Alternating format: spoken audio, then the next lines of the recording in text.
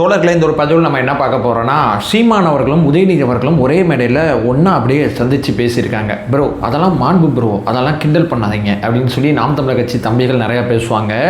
ஒரு அரசியல் களத்தில் மாண்பு அப்படிங்கிறது வேறங்க. இந்த மாதிரி செய்திகள் ரொம்ப இயல்பாக வந்து கிரியேட் ஆகாது. இதுக்கு பின்னாடி ஒரு பெரிய அரசியல் இருக்குது. இப்போ சீமான் அவர்களும் உதயநிதி அவர்களும் என்ன ட்ரை பண்ணிக்கிட்டு இருக்காங்க அப்படிங்கிறத பற்றி தெளிவானமாக இந்த கண்கொள்ளா காட்சியை பற்றி இந்த வீடியோவில் நம்ம பேசிடலாம். நம்பர் 1. நம்பர் 2, அது என்ன தாவேக்க யூடியூபராக இருந்தால் தாவேக்க விமர்சிக்க மாட்டீங்க, ஆட்சி அதிகாரத்தில் தப்பு நடந்தால் எந்த கேள்வியும் கேட்க மாட்டீங்க அப்படின்னு சொல்லி தொடர்ச்சியாக நம்மளை நோக்கி கேள்வி கேட்குறாங்க. அப்படி கிடையாது. நம்ம தாவேக்க ஆதரவு தளத்தில் ஏன் இயங்குறோம்னா, மற்ற கட்சியை தாண்டி இந்த கட்சி எவ்வளவோ பரவாயில்ல, நம்ம தலைவர் எவ்வளவோ நல்லவர் அப்படிங்கிறதுனால தான் இவருக்கு சப்போர்ட் பண்ணுறோம். ஆட்சிக்கு வந்து 50 நாளில் நம்ம யாரையும் விமர்சிக்கக்கூடாது, அது எந்த அரசாங்கம் இருந்தாலும் விமர்சிக்கக்கூடாது. தாவேக்கா புதிய அரசாங்கமாக இருக்கிறதுனால விமர்சனம் அப்படிங்கிறத தவிர்க்கிறோம். அதே நேரம் அரசுக்கு 2 கோரிக்கைகளை இந்த வீடியோவில் வைக்கணும்னு நினைக்கிறேன். அது என்ன அப்படிங்கிறத இந்த வீடியோவில் பார்த்துடலாம். 3 மிக முக்கியமான செய்திகள் இந்த வீடியோவில் இருக்க போது ஒன் பை ஒன்னா தெளிவாக நம்ம பார்க்கலாம். உற்சாக வணக்கங்கள், வாங்க பதிவுக்குள்ள போகலாம். இப்போ முதல் விஷயம் தோழர்களே, அதாவது சீமானனும் உதயநிதி அவர்களும் என்னமா பேசியிருப்பாங்க. தம்பி, நம்ம சந்திப்பு பொது வெளியில் இப்போ தானே நடக்குது. நம்ம முன்னாடி நிறையா சந்திச்சுக்கிட்டு இருக்கோம், பேசிக்கிட்டு இருக்கோம். என்ன ரெஜென்ட் இருக்கும்போது திமுக ஆட்சியில் நீங்களும் காசு பார்த்தீங்க, நானும் காசு பார்த்தேன். இப்போ உங்களுக்கும் வருமானம் இல்லை, எனக்கும் வருமானம் இல்லை. திடீர்னு பொது வேட்பாளர் நம்ம அம்மா சமுத்திரத்தில் வந்து நீங்கள் சப்போர்ட் பண்ணீங்கன்னா ஒரு மாதிரி பயந்துருவாங்க மக்கள், என் கட்சிக்காரங்களாம். கொஞ்சம் நார்மலைஸ் பண்ணுவோம். முதல்ல வந்து உங்கள் அப்பாவோட ஒரு கல்யாண வீட்டில் கலந்துக்கிட்டேன், அடுத்து உங்களோட ஒரு கல்யாண வீடு. ஏன் கல்யாண வீடுனா உங்களுக்கே வேலை இல்லை, நீங்களே கல்யாண வீடாக போயிட்டு இருக்கீங்க. அதான் உங்கள் கட்சிக்காரன் கல்யாண வீட்டிலே இன்றைக்கி நான் வந்து கலந்துக்கிட்டு இருக்கேன். ஆனால் நீங்கள் என்னை கூப்பிட்டு இப்படி அரவணைச்சு நான் ஒரு பாலிடிக்ஸ் பண்ணுறல, ஒரு விஷயத்தை நார்மலைஸ் பண்ணுறல, சீமான் அவர்களும் உதயநிதி அவர்களும் சீமான் அவர்களும் திமுகவும் ஒன்றா அப்படிலாம் அதை பெரும் செய்தி ஆக்காமல் அதை அப்படியே நார்மலைஸ் பண்ணுறேன்ல, அதுக்கு நீங்கள் இன்றைக்கி ஒரு சப்போர்ட் பண்ணீங்கல்ல, சூப்பராக என் கையை பிடிச்சி கூப்பிட்டு வந்து அப்படியே ஒரு இடத்துல உட்கார வச்சு அப்படியே 2 பேரும் அந்யூன்யமாக பேசி பயங்கரமாக பண்ணோம்ல. நான் இப்போலாம் வெளியே வர்றதே இல்லை தம்பி, பெருசாக மேடைகளில் பேசுகிறது இல்லை, செய்திகளெல்லாம் சந்திக்கிறது இல்லை. ஒரு பையன் நம்மளை மதிக்க மாட்டான், ஏன்னா டெபாசிட்டே வாங்காமல் போயிட்டோம்ல. டிகே பிரபுவை நம்ம ஜெயிச்சிருவோம்லாம் பயங்கரமாக நம்பிட்டு இருந்தேன். என் கட்சிக்காரன் கொடுத்த ஐப்பில் டெபாசிட் கூட வாங்க முடியல தம்பி. அது ஏன் தான் எனக்கு மட்டும்தான் அப்படி நடக்குதுன்னு எனக்கு தெரில. ஏன்னா முன்னாடி நம்ம வியாபாரம் திமுக அதிமுக இருக்கும்போது ஒன்று திமுகட்ட வாங்கிக்கலாம், இல்லை அதிமுகட்ட வாங்கிக்கலாம்னு வைங்களேன். அப்படி வியாபாரம் அப்படியே வாக்குகளை பிரித்து ஓட்டிக்கிட்டு இருந்தேன். இன்னைக்கு அதிமுகவே தாவேக்கோட இருக்குது. உங்கள் கட்சியில் சில முக்கியமானவங்களும் தாவேக்காவுக்கும் போய்கிட்டு இருக்காங்க. அதனால தானே எந்த விதமான நடவடிக்கையும் தோல்விக்கு எடுக்காம இருக்கீங்க. புரியுது தம்பி, புரியுது, ஒன்றும் பிரச்சனை இல்லை. அதான் கொஞ்சம் அப்படியே பதட்டத்தை குறைக்கிறதுக்கு தான் அப்படி கல்யாண வீடா நீங்கள் போகும்போது உங்க கூட சேர்ந்து நானும் போயிட்டு இருக்கேன். இதுதாங்க அவங்க பேசிகிட்டு இருப்பாங்க, வேறு எதுவும் பேசவே மாட்டாங்க. அதுக்கப்புறமா பேசியிருப்பாரு, நான் இப்போலாம் ஆட்சியெல்லாம் சாட்டை இடுமன்ட்டை கொடுத்துட்டேன், அவங்க தான் சும்மா கத்திக்கிட்டு இருக்காங்க, ஓயின்னு கத்திக்கிட்டு இருக்காங்க. நம்ம கத்த போய் தம்பி விஜய் நம்ம மேலே கோவப்பட்டாருனா எதுக்கு தேவையில்லாத வம்பு. அதான் நான் முப்பாட்டன் முருகன் சொல்லி அந்த பக்கம் ஆந்திரா பக்கத்தில் இருக்கக்கூடிய நபர்களை நோக்கி அரசியல் பண்ண ஆரம்பித்தேன். ஜூனியர் என்டிஆர் மேலே ஒரு என்ன அறிக்கை விட்டுருக்கேன். அவருக்கு நம்ம தமிழ் தெரியாது, ஏதோ வந்தமா அரசியல் பண்ணமா செஞ்சமா ஏதோ ஒன்றுச்சா, தமிழ்நாட்டில் திரையிட விடமாட்டேன் அப்படின்னா அப்படி கொஞ்சம் அப்படி அந்த படம் வரும்போது நம்ம சைடில் ஒரு ஹைப்பு கொடுத்தோம்னா அதில் ஏதாவது பார்த்து கீத்து ஏதாவது செய்யலாம்ல. நம்ம வந்து இப்படி தான் தம்பி, இந்த சட்டசபை போயே ஆகணும். என் வீட்டில் நான் சொல்லிட்டேன், அதுக்கு நான் எந்த லெவலுக்கும் போகணும்னு தயாராகிட்டேன். இப்போ உங்கள் கூட அப்படியே ஒரு நார்மலைஸு, ஆட்சிக்கு எதிராக பெரிய விமர்சனங்களை வைக்காமல் அப்படியே அமைதியாக போயிட்டுருக்கேன். நல்லது நடக்கும்னு நினைக்கிறேன் தம்பி, நல்லது நடக்கும்னு நினைக்கிறேன். அப்படித்தாங்க இவங்க பேசிகிட்டு இருக்காங்க. மறுபடியும் சொல்கிறேன், இவங்க ஒரே மேடையில் ஒன்று சேர்ந்து நின்னாங்கன்னா ஒரு மாதிரி ஜர்க்காகும்ல. என்னங்க சீமான் அவர்களும் விஜய் அவர்களும் அப்படின்னா நம்ம வந்து சரி அண்ணன் தம்பி அப்படிங்கிற ஒரு ஆங்கிளில் இருக்கும்போது அவர் இவரை மதிக்கவே இல்லைங்க, அமைதியாக போயிட்டு இருக்காருங்க. இவர் தாங்க அவரை போட்டு கடிச்சிக்கிட்டு இருந்தாரு அப்படின்னு நம்ம புரிஞ்சுக்கலாம். ஆனால் உதயநிதி அவர்களும் அதே நேரத்தில் சீமான் அவர்களும் எடுத்துக்கிட்டிங்கன்னா மிக கடுமையாக விமர்சனம் பண்ணியிருக்காரு பொது வழியில்.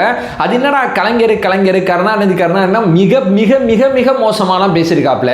அப்படி இருக்கும்போது டக்குன்னு அவங்க ஆதரவில் நிற்கும் போது மக்கள் ஒரு மாதிரி ஏற்றுக்க மாட்டாங்க, திமுக காரங்க ஒரு மாதிரி ஏற்றுக்க மாட்டாங்கல்ல. அதிமுக கூட ஒரு மாதிரி வந்து ஐயா எடப்பாடி ஏதோ பேசி ஒப்பேத்திக்கலான்னு வைங்களேன், இதை ஏற்றுக்க மாட்டாங்க. நாத்தாக்கா காரங்களே ஏற்றுக்க மாட்டாங்க, அதே நேரம் திமுக காரங்களே ஏற்றுக்க மாட்டாங்க. 2 பேரும் சேர்ந்து இதை நார்மலைஸ் பண்ணுறதுக்கு தான் இப்படி கல்யாண வீடாக போயிட்டு இருக்காங்க அப்படிங்கிறதான் யதார்த்தமான உண்மை. ஒரு அரசியல் களத்தில் தும்முனாலும் அரசியல் தான், தும்மாமல் இருந்தாலும் அரசியல் தான், நடந்தாலும் அரசியல் தான், உட்காந்தாலும் அரசியல் தான். ஏன்னா 2 பேரும் ஒரே கல்யாணத்துக்கு போகும்போது ஒன்றா போனால் இந்த மாதிரி விவாதம் வருங்கிறது 2 பேருக்குமே நல்லா தெரியும். தெரிஞ்சே ஒன்றா போகிறாங்கன்னா 2 பேரும் ஒன்றா போகணுங்கிறதுனால தான் ஒன்றா போகிறாங்க, இல்லாட்டி 2 பேரும் ஒன்றா போக மாட்டாங்க. ஸோ வெளிப்படையாக இந்த வியாபாரத்தை இனிமேல் நாங்கள் பண்ண போகிறாங்க, சும்மா அப்படின்னா பயங்கரமாக வந்து ஐஜெக் ஆகாதீங்க, அப்படி தான் அண்ணன் தம்பி நட்பு அப்படிங்கிற மாதிரி கொண்டு போகிறாங்க. இனிமேல் அவரை பற்றிலாம் நம்ம பேசி என்ன ஆக போகுது, விமர்சனம் பண்ணி என்ன ஆக போகுது சொல்லுங்கள். அப்படியே பார்த்து சிரிச்சுட்டு போக வேண்டியதான். நம்ம தெளிவாக இருக்கோம், தம்பிகள் தான் தெளிவாக இல்லாமல் இவரை நம்பி ஓட்டை போட்டு ஒரு 4% ஓட்டு அவருக்கு இருக்குது, நம்புறானுங்க, பயங்கரமாக கத்துறானுங்க. நம்மள மாதிரி எளிய மனிதர்கள் தான், யாரும் பெரிய பணக்கார வீட்டு பிள்ளையெல்லாம் கிடையாது. போஸ்ட் ஓட்டுறானுங்க, மைக்கில் கத்துறானுங்க, சோஷியல் மீடியாவில் எந்த விதமான பணமும் அவங்களுக்கே யாரும் கொடுக்கறது கிடையாது. நம்ம தாவேக்கா தொண்டர்கள் மாதிரி சுயமாக எழுதுகிறாங்க, பேசுகிறாங்க. அவங்கள நினைக்கும் போது தான் சில நேரம் இவர் பண்ணுற வியாபாரம் முடியாமல் இப்படி நடந்துக்கிறீங்களையா, அப்படி பேசிகிட்டு இருக்கீங்களையா அப்படிங்கிற வருத்தம் தான் நமக்கு இருக்கும். சரிங்களா, இதை ஒரு பக்கம் தள்ளி வச்சுருங்க. இப்போ 2வது பிரதானமான விஷயம், கன்னியாகுமரியில் ஒரு மிக முக்கியமான ஒரு விஷயத்தை செய்ய போகிறதா செய்திகள் வரும்போது, இதை நம்ம அண்ணன் செய்ய மாட்டார் அப்படிங்கிறப்போ அதற்கான அரசாணை வரும்போது என்னால் அதை முதல்ல ஏற்றுக்கவே முடியல. எப்படி செயற்குழுவில் ஒரு தீர்மானம் போட்டு நம்மளே எப்படி அந்த கனிமம் எடுக்கக்கூடிய அந்த சுரங்கத்துக்கு வந்து நம்ம வந்து எப்படி அனுமதி கொடுக்கலாம், அதாவது அந்த ஒரு வருஷத்துக்கு நீங்கள் கால நீட்டிப்பு எப்படி பண்ணலாம் அப்படிங்கிற ஒரு பெரிய சந்தேகம் எனக்கு வந்துச்சு. உண்மைக்குமே எனக்கு தாவேக்கா அரசாங்கத்தில் பெரிய அதிருப்தி கிடையாது. ஆனால் இந்த இன்சிடெண்ட்டில் நான் அப்படியே உடஞ்சி போயிட்டேன் அப்படிங்கிறதான் யதார்த்தமான உண்மை. அதுக்கப்புறம் என்ன நடக்குது, ஏன் அரசு இந்த மாதிரி முடிவு எடுக்குது, முதலமைச்சரை போயிட்டு காங்கிரஸோட சில எம்எல்ஏக்கள் சில அமைச்சர்கள் போய் சந்திக்கிறாங்க. அதுக்கப்புறம் டிகே பிரபு இருக்கார்ல, கனிமவளத்துறை அமைச்சர், அவரோட ஒரு மீட்டிங் நடக்குது. இந்த மீட்டிங் நடக்கும்போது அவங்க மட்டும் போய் பேசலை, இந்த சுரங்கம் இங்கே அமையக்கூடாதுன்னு சொல்லி போராடுவாங்கல்ல, கஷ்டப்படுவாங்கல்ல, கத்துவாங்கல்ல, அவங்களாம் போய் ஒன்றா அமைச்சரை மீட் பண்ணியிருக்காங்க. அப்போ இந்த ஓராண்டு காலம் எதற்கு கால நீட்டிப்பு கொடுத்துருக்காங்க?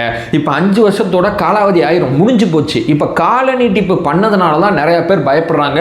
குறிப்பாக கன்னியாகுமரியிலேருந்து நிறையா தோழர்கள் வந்து ப்ரோ எங்கள் ஊர் அழிஞ்சிரும் ப்ரோ, என்ன ப்ரோ நீ இப்படி பண்ணிட்டு இருக்காங்க அப்படின்லாம் மிகப்பெரிய கொந்தளிப்பை வெளிப்படுத்துகிறாங்க.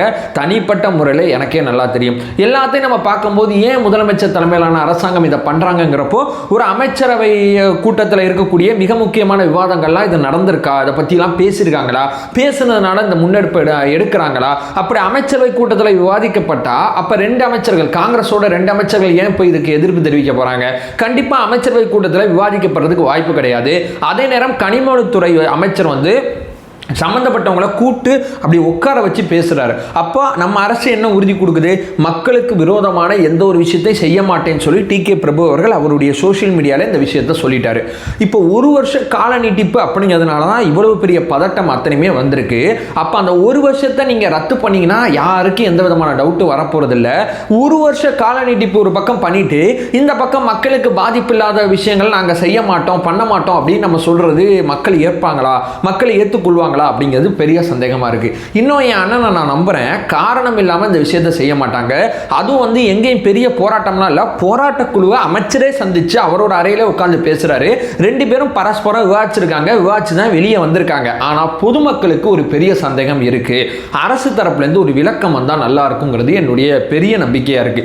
ஏன் இந்த விளக்கம் வரணும்னு சொல்லி நான் ஆசைப்படுறேன்னா, இங்க ஒரு மாதிரி வந்து பலவிதமான செய்திகள் போயிட்டு இருக்கு.